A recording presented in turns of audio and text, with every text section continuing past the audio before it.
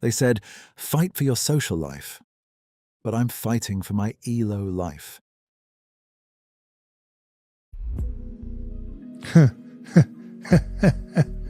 Now it is happening, not in the modest sense of some trivial digital diversion, but in that grand, ceremonious manner reserved for moments when the universe itself seems to clear its throat and announce with a whisper of cosmic gravitas that something of consequence is about to unfold. For this is not merely chess, nor merely online chess, but world chess. The official, singular, sovereign platform upon which mortals dare to test their strategic mettle beneath the silent, watchful gaze of centuries of intellectual tradition. The opponent, as fate would have it, is no casual wanderer of the 64 squares, but an experienced practitioner boasting a rating exceeding 1,500. A figure that in this particular realm signifies not only competence, but a certain seasoned familiarity with the art of calculated cruelty. And we, valiant, undeterred, gloriously imperfect, stand at a humble yet hopeful rating just above 1,100, a position from which the ascent to victory is not so much improbable as philosophically audacious. For what is such a contest if not the very essence of human striving? The lesser-ranked challenger confronting the near-professional, the apprentice daring to raise his blade against the knighted master, the fragile yet unyielding spirit insisting that risk, pain, and the possibility of utter humiliation are but the necessary tolls one pays at the gates of meaningful endeavour. It may be hard, it may be hurtful, it may be the sort of challenge that wiser men would politely decline. And yet, decline it we shall not. Indeed, one member of the chat once remarked, with the casual innocence of a man unaware of the destiny he was invoking, that world chess existed at all. He had not known. He investigated, and now, by some strange alchemy of curiosity and courage, he too has joined its ranks. Consider that for a moment. Let it settle into the folds of your mind like a philosophical riddle whispered by a monk at dawn.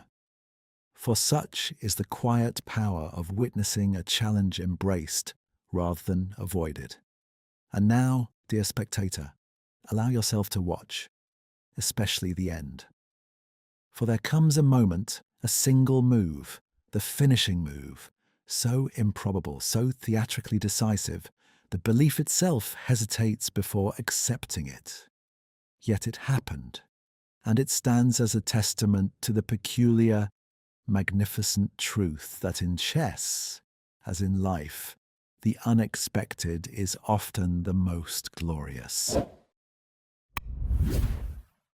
Anyway, if you should find yourself wondering, in a moment of quiet existential bewilderment, why I alone am speaking here, why no other voice dares to intrude upon this curious little theatre of commentary, the explanation could scarcely be more disarmingly simple. I am, by some peculiar twist of narrative employment, the narrator. He hired me. Yes, hired as though one could ever truly employ a voice, to provide commentary, and, in a gesture of almost reckless trust, to perform the editing as well.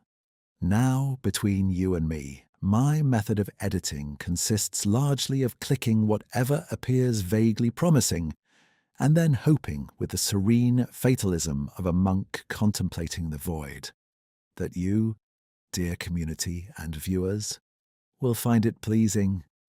At the very least, I myself laugh to the point of near decapitation. Metaphorically, of course, though I would advise you not to inquire as to why. I have no idea. Perhaps no one does. Perhaps no one can. But yes, chess. Let us return reluctantly yet inevitably to the board where chaos reigns. The position is a labyrinth of misplaced intentions, pieces scattered like philosophical concepts after a late-night symposium. The king, poor creature, is imprisoned in the left corner, as though undergoing some monastic retreat he never requested. Meanwhile, our noble check theory king stands exposed in a perilously open field. Nevertheless, and this is the curious part, the queen stands guard, a kind of aristocratic sentinel whose loyalty is as baffling as it is reassuring. Yet danger lurks. A fork that most impolite of tactical intrusions threatens both king and rook. Bad business. Very bad business. And yet, as in all matters of human striving, there is also good. Bright little pockets of possibility shimmer on H3, G4, and H5, like philosophical insights emerging unexpectedly from the fog.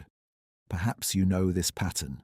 A classic trap, typically sprung earlier in the game when beginners, in their touching innocence, believe they must castle as soon as humanly possible, as though safety were a moral obligation rather than a strategic choice.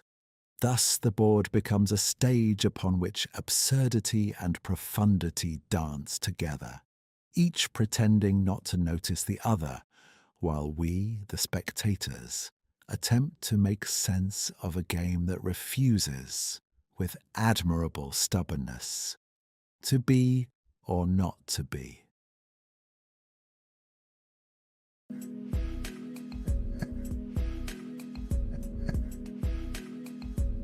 You know what? No. I cut that out. That does not look good. Whose idea is that? The queen takes everything. No peace, nothing at all is safe from her. Yet the only question that truly matters is who prevails in the end. This is some of the rarest footage.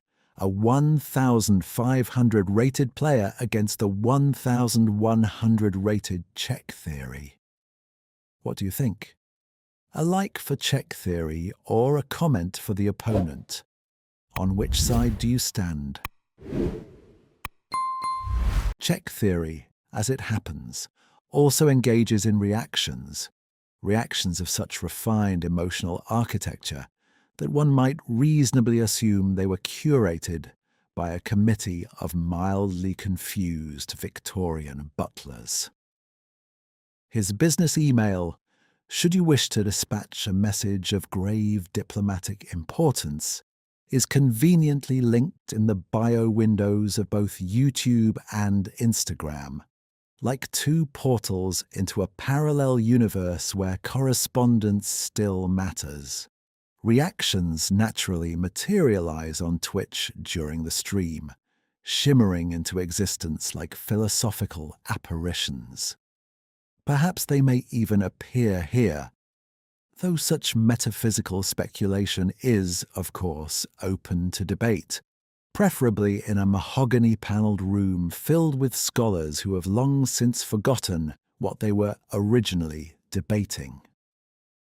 Without further ceremony, we return to the game. Observe the board. Without the queen, it looks desolate, barren, a landscape stripped of meaning, as though someone had removed the metaphysics from being itself. Every position appears weaker, more fragile, more existentially exposed.